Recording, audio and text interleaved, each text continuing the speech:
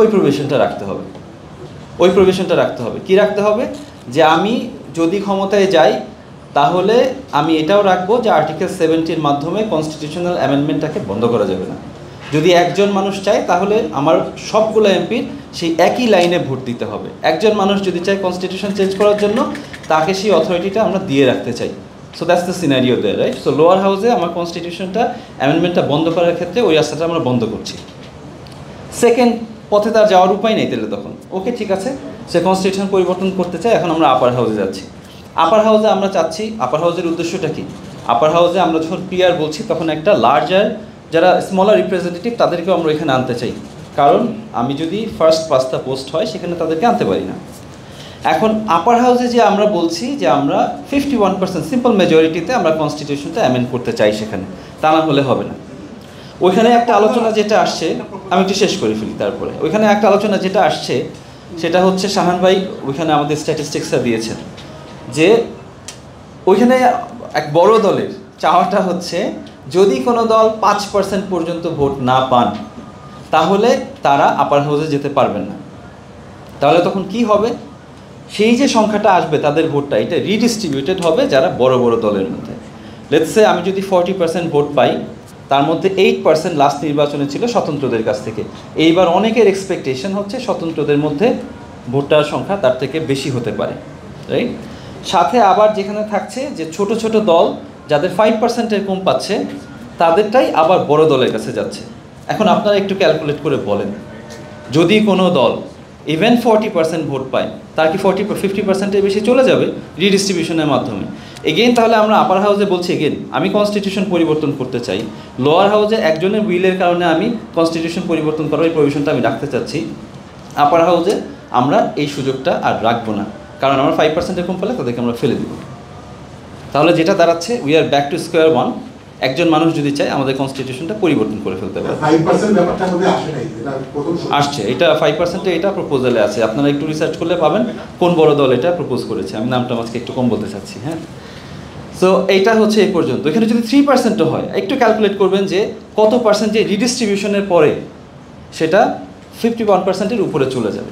So আমাদের NCP থেকে আমাদের পজিশন হচ্ছে, আপনি পজিশন জানতে চাচ্ছিলেন, আমাদের পজিশন হচ্ছে এই ক্ষেত্রে আমরা 2/3 মেজরিটি আমাদের এখানে লাগবে আপার হাউসে এটা চেঞ্জ করার জন্য। হোল পয়েন্ট ইজ, আপনি যখন কনস্টিটিউশন পরিবর্তন করছেন, উই কমপ্লিটলি আন্ডারস্ট্যান্ড, আপনি অর্থ বিল দিতে চান, আপনি রাষ্ট্রকে পরিচালনা করতে চান, আপনি ভোট পেয়ে হচ্ছে জিতে এসেছেন, অফকোর্স আপনি করেন, ওইটার মাধ্যমে করেন। যদি অন্য অন্য দেশে ওইখানে ডিসেন্ট দেওয়ার সুযোগ থাকে, আমরা বলেছি এখানে ঠিক আছে আপনাদের মতো করে যে ক্ষমতায় আসবে সে তার মতো রুল করতে চায়, নিজের মতো করে করবে।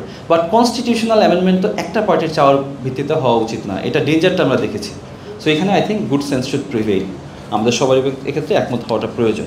এটা গেল প্রথমটা। আমি সেকেন্ড পয়েন্টটাতে খুব কুইকলি চলে আসছি, সেটা হচ্ছে আমরা শুধুমাত্র আপার হাউস তৈরি করলেই হবে না, আমাদের একটু চিন্তা করতে হবে আপার হাউসের ডিজাইনটা কী, ওইখানে কে বসছে। অনেকে আলোচনা আসছে, একজন হচ্ছে আপার হাউসটা যেন একটা ডাম্পিং গ্রাউন্ড না হয়, এই আলোচনাটাও আসছিল, রাইট? পিআরের মাধ্যমে ডাম্পিং গ্রাউন্ড হওয়ার একটা সুযোগ থাকে।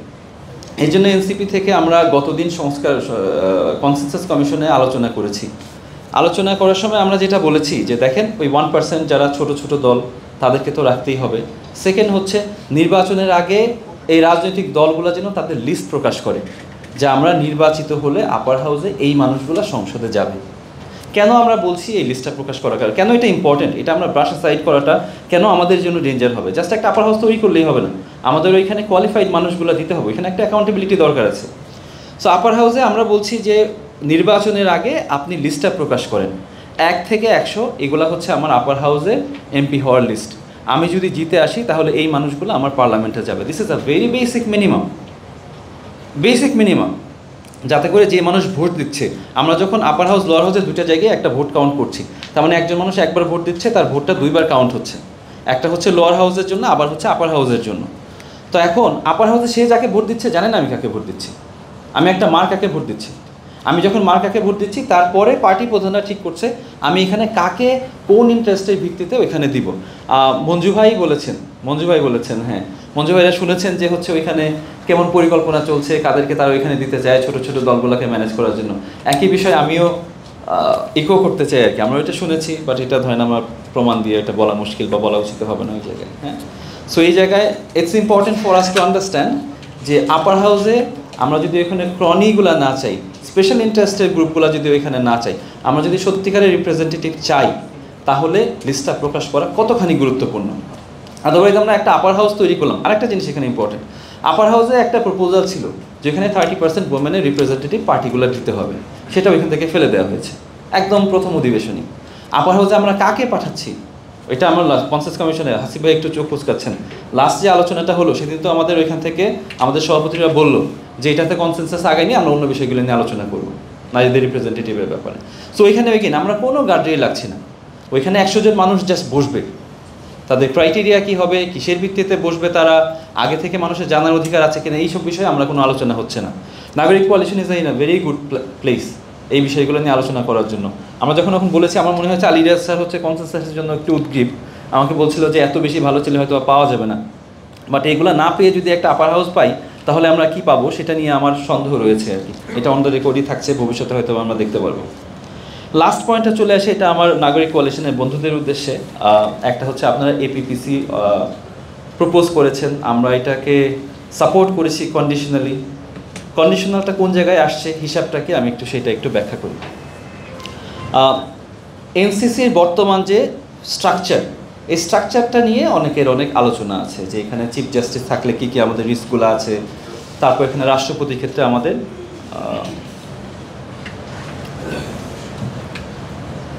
চিফ জাস্টিস এবং রাষ্ট্রপতির ক্ষেত্রে আমাদের চ্যালেঞ্জেসগুলো, ঠিক আছে, এনসিপি আমরা ওখান থেকে সরালাম। বর্তমান যে অল পার্টি পার্লামেন্টারি কমিটি যেটা বা গ্রুপ, এপিপিজি বলেন এপিপিসি বলি, আমাদের যেটা আছে প্রপোজ করা, এখানে কি একটা কম্প্রোমাইজ আসার চেষ্টা করে, সরকারি দল থেকে 6 জন, বিরোধী থেকে 5 জন। সো এখানে তারা আলোচনা করে সিদ্ধান্তে আসবে, কারণ সিম্পল মেজরিটিতে তারা ভোট দিতে চায় না, এই জন্য বলেছে 8 জনের ঐক্যমত্য হওয়া লাগবে একটা সিদ্ধান্ত নেওয়ার জন্য। কেয়ারটেকারের ক্ষেত্রে বোধহয় আপনাদের 9 জনের একটা কথা এখানে বলা আছে, রাইট? আচ্ছা, আমি ঐক্যমত্য কমিশনে প্রশ্ন করেছি, দেখেন এখানে আরেকটা ইম্পর্টেন্ট 2টা ক্লজ আছে যেটা আমাদের একটু বোঝা প্রয়োজন। এখানে বলা আছে যে এই নমিনেশনটা করবেন সরকারি দল, ওকে? সরকারি দল নমিনেশন করলেন, সরকারি এবং বিরোধী দল মিলে 11 জন এখানে বসে আছেন, 8 জন যদি ঐক্যমত না হন, it will not go through, right? তো এমন ক্যান্ডিডেট দেওয়া হলো, 8 জন ঐক্যমত হচ্ছে না, একটা নমিনেশন দিল ঐক্যমত হলো না, 2টা দিল এখানে রেজাল্ট আসলো না, 3টা দিল রেজাল্ট আসলো না, তখন ফল ব্যাক অপশনটা কি? ফল ব্যাক অ্যাকশন এখানে দেয়া নেই। এনসিসির একটা সুযোগ যেটা ছিল, এনসিসি তো একটা টাই ব্রেকারের মতো একটা বিজয় সংখ্যা ছিল, এখানে সিম্পল মেজরিটি এখানে সিদ্ধান্ত হবে। সো এখানে we had a tie breaker, একটা সিদ্ধান্ত এখান থেকে আসবেই। বাট আপনাদের যে অল পার্টি পার্লামেন্টারি কমিটি আছে, এইখানে আপনি যখন একটা সিদ্ধান্তের জন্য নমিনেশন দিচ্ছেন, এমন হতে পারে এখান থেকে সিদ্ধান্ত আসছে না, তো এখানে একটা ডেডলক হচ্ছে। এখন আমার প্রশ্ন হচ্ছে, ডেডলকটা আবার করছে, রাইট? এখন এটার সমাধানটা কোথা থেকে আসবে? সামটাইমস একটা নির্দিষ্ট দলের জন্য সুবিধাজনক হতে পারে যে এই পোস্টটা এমটি থাক, ভেকেন্ট থাক, তারা ওইটা করতে পারে। আচ্ছা, এখন ওইটা সমাধানের জন্য যখন আমি আমার নাগরিক কোয়ালিশনের বন্ধুদেরকে জিজ্ঞেস করি, এক্ষেত্রে আপনাদের ফলব্যাক অপশনটা কি হবে, আমি একে একটু মার্জনা করবেন।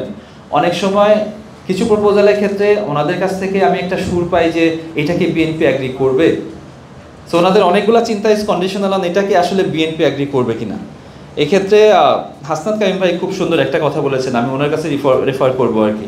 নাগরিক কোয়ালিশনে এখানে একটা সুযোগ আছে তাদের একটা ইউনিক পজিশনটা নেওয়ার। আপনাদের তো রাজনীতি কোনো উদ্দেশ্য নেই, আপনারা you are bound to what is good governance. But আপনি একটা ব্রিজ তৈরি করলে, নর্থ তৈরি করে বাকিটা নদীর কাছে ছেড়ে দিলেন, তাহলে তো সেটা হলো না। এপিপিসি তো সেটাই হচ্ছে। আপনারা যখন ডেডলক হবে তখন কি হবে এটা বলার সাহসটা একটু থাকতে হবে, এখানে কিছু বলতে হবে, খালি চিন্তা করলে হবে না কারা আটকে দিবে কারা আটকে দিবে না, রাইট? এবং ওইখানে এখন যে পয়েন্টটা আমি ওইখানে শুনছি, ওইখানে যাওয়ার পরে র্যাঙ্ক চয়েস ভোটিংয়ের একটা আলোচনা শুনেছি। সেক্ষেত্রেও যদি র্যাঙ্ক চয়েস ভোটিংয়ের আলোচনা যদি হয়, I don't want to get, না আমি বিভিন্ন সার্কেলে, ঠিক আছে তাহলে এটা থেকে যায়, ঠিক আছে আপনি ওইটা একটা সলিউশন দিয়ে নেন আর কি। হ্যাঁ, আমাদের একটু আছে, জি।